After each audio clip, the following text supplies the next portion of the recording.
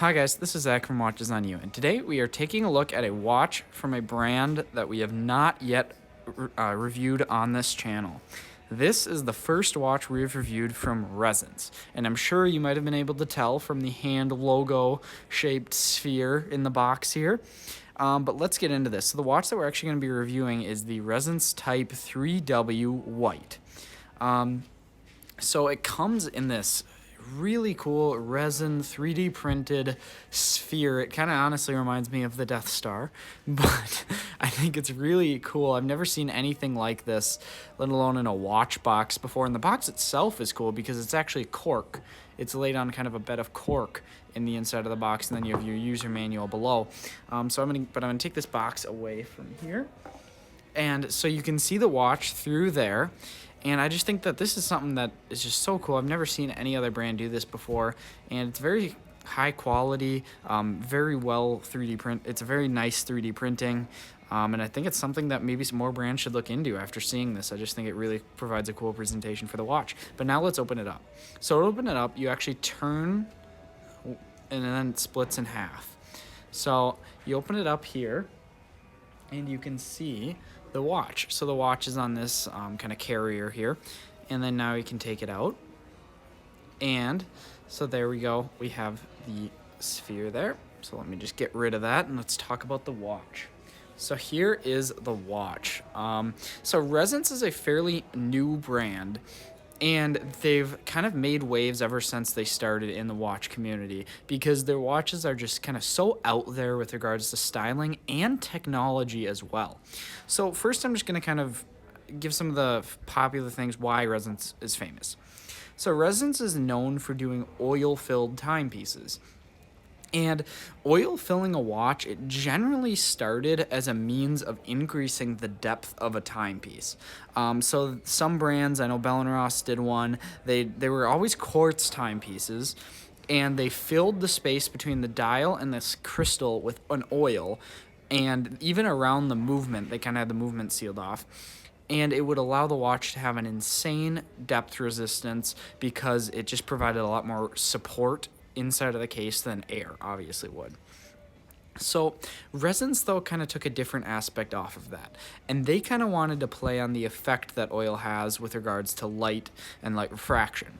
So light, when it hits a watch that's filled with oil, it looks like the dial of the watch is on the crystal. It looks like they are really one and the same, and it looks really like your phone screen, to be honest. Where there's no really space in between the actual dial and the crystal because the oil kind of pulls the light, almost up. It's a weird effect, and it's especially useful. It was useful in the dive watches too because they wouldn't have the effect where if you turn the watch at a side angle, it would still look exactly the same. It wouldn't kind of have refractions that would make it so you couldn't see the dial. But it also, again, it gives it that effect of having really zero space between the dial and the crystal, which is very cool. And so it actually does have a convex dial under here. And then it has this heavily domed crystal, which is probably the most domed crystal I've ever seen on any timepiece. And it just gives this watch such a unique and cool look. You really have to see this in person to appreciate the effect the oil has on the dial. And it's really nothing like you will ever have seen on a watch before. It's just so interesting, and I'd say definitely try and see one if you can. So the way Ressence actually designs this is there are two cleaved sections of the case. So they're not connected whatsoever. They're perfectly sealed off, separating the mechanical movement and the oil-filled dial. Because obviously you can't have you can't have a mechanical movement in oil. It's just not going to work.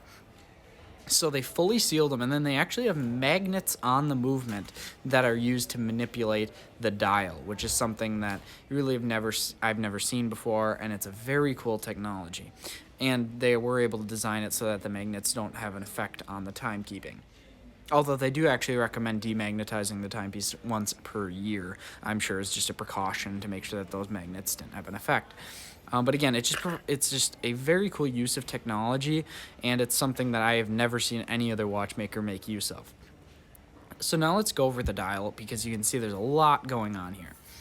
So right away, this is going to be your hour hand. So you can see that it goes 1 through 12, where the 12 is actually indicated by the Ressence logo. The hand, it really actually never says Ressence on the dial. Well, it doesn't say Ressence anywhere on the dial, which just keeps it very clean. They just have their little hand logo there. And the reason they actually have a hand logo is to play on the words of watch hand and hand. They kind of wanted to remake the watch hand, where this watch actually has no hands.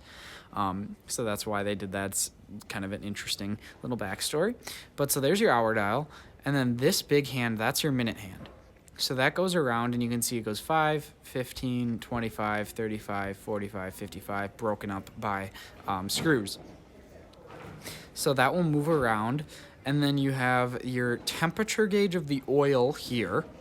And I'm assuming that's also in addition to just, it really, I think, kind of gives you a notification if the oil is getting too cold or getting too hot. Because if it gets too hot, it possibly could expand, and then you'd have problems. And if it gets too cold, it maybe could even freeze. So that's just kind of a safety precaution, although in everyday life, you're not really going to have to worry about that too much. Now, this is the day indicator, so that will tell you the day of the week, essentially, with the weekend outlined in orange there. And then you can have the date going around. So this little triangle here is your date indicator. And you can see 30, 29, 28, and going 1 all the way to 31. So that is what you're going to find the date. And then you have a little seconds indicator right there, and that little dial. So now I'm going to kind of go through setting this watch a little bit. And it's a very complicated way to set a watch if you don't know what you're doing. It probably took me about 20 minutes of reading and watching videos on this watch to figure out how it actually works before I could do it correctly. Because it also involves winding, and winding is very interesting on this timepiece. As you can see, there's no crown. So let's flip this watch over to the back. So first, you might notice it says Ressence Type 3 right there, and then it has the serial number. This is number 23. And you can see that there actually is no really rotor. It just kind of looks like one thing. It does move around this way because it is an automatic winding watch.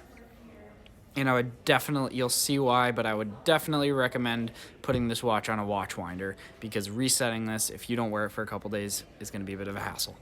So the one thing that's interesting is that this entire case back is actually sapphire too. So it's heavily domed sapphire, where like you can't feel the seam between this and the actual case back itself. It's all sapphire, super smooth. So I'm actually going to take my glove off here to set it so I can get a little more purchase on it. And so you wind it so if you want to wind it, you spin it, clockwise from the case back. So I'll get to it, and there should be a hard point. There. So I just got it. So when you'll feel it gets hard to turn, really hard to turn. So to actually wind it, you then keep it at that point and just kind of keep ratcheting along. And you can hear it. It's a very audible winding, so you'll know that you're winding the watch. And then when you go past it, it makes a loud kind of click, which honestly feels kind of bad, but it is correct. So to set the time, you're going to wind it counterclockwise, and it's just going to start setting. So if you look at here, so here you can see I'm setting. So you can see the minute hand going around right there. You can see the hour hand going around. And then you can, now here, so if I wind it in this direction, the clockwise direction, this is going to change the day, the date, and the time all at once. So this is how you can see the date changing down there, and this day is also changing. So first what you're going to want to do is you want to get it set in the right date, and then you'll set it to your right day, because this will go around 7 times per full turn. So let's just say that is the right day I want. So then you turn it the other way. And the other way, so see that day now stays the same, and the date is going to stay the same. All you're adjusting is the time. So we can do the other way. You have the time getting set there. Found that hard point, so you're just going to go cruise right through that. And then you got to go around, and it's 1 full turn per hour, so it takes a while. This is why I'm telling you, you should have this watch on a watch winder if you're not going to be wearing it every day, because this could be a hassle. But then once you get it, if you have a watch winder, pop it on there, you're going to have no problems. So very complicated kind of winding mechanism if you don't know what you're doing, but it still will take a while. So now let's do a actual wrist shot. So this watch is going to come in with a 44 millimeter case, but I'd say it's maybe the smallest wearing 44 because it has no edge on the case. There is no bezel on this watch because the dial goes right up to the edge. So it wears, I feel like, smaller than a full 44. I'm not sure why I'm getting that feeling. Also, the lugs are very short, so that helps it a bit. I have about a 7 1/4 inch wrist, so take that for reference. It's also 15 millimeters thick, so it's not too thick, especially when you consider the fact that it's really all of its thickness, or most of its thickness at least, comes from the curving of that big crystal.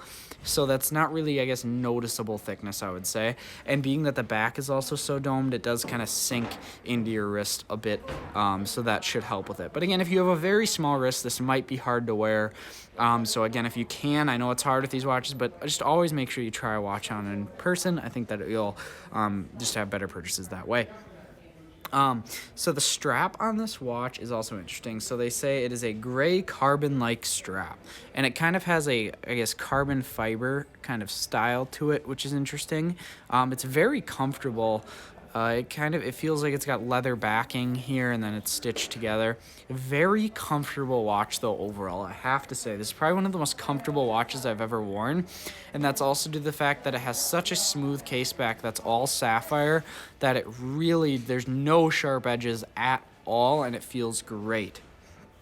And then you have this nice just pin buckle clasp, nothing too fancy, does the job just fine. You do get a little hand logo right there, which I noticed, which is really cool on the pin. But again, very comfortable, and I just think that it's going to be a great everyday watch that you can wear even regardless of the 44 millimeter size. So this this watch comes in at a price of 36,500 CHF, so Swiss francs, which is an expensive watch for sure. You're getting, however, you really can't get this watch with anything else. And actually, I forgot to mention that the case is grade 5 titanium. But again, so 36,500 Swiss francs. You can't get this in any other watch. There's nothing like it. It's so cool, and just the mechanical complexity of this timepiece really makes it worth it. Yes, you don't get a stunning exhibition case back with Côte de Genève, perlage, but again, the sheer complexity of designing a watch like this is really unmatched by any other watches, even around this price point. You struggle to find one that's harder, more complex timepiece at this price.